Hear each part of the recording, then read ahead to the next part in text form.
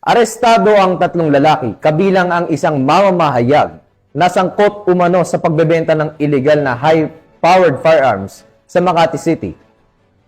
Ang pag-aksyon ng PNP laban sa ganitong uri ng krimen ay maaaring magpalakas ng tiwala ng mamamayan dahil makikita nilang may konkretong hakbang ang mga otoridad sa pagpigil sa paglaganap ng kaharasan at illegal na aktibidad. Ibabalita yan ni Patrolwoman Reyna Joyce Dalire.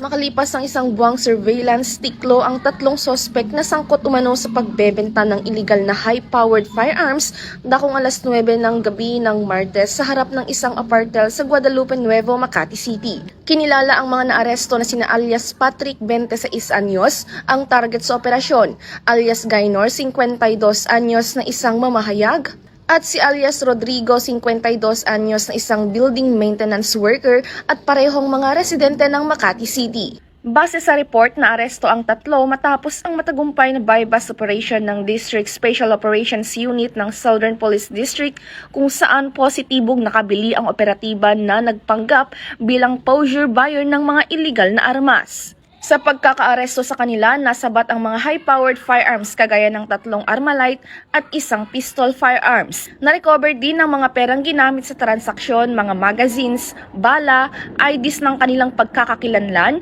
mga cellphones at nakuha din ang kanilang dalawang sasakyan. Na-recover din sa isang sospek ang isang granada. Ayon rin sa investigasyon na may grupo umano itong mga nahuling sospek. Patuloy pa rin namang iniimbestigahan ang mga nakuhang baril sa Firearms and Explosives Office. Lumalabas din na ang area of operation ng mga ito ay sa Metro Manila at mga karatig na lugar.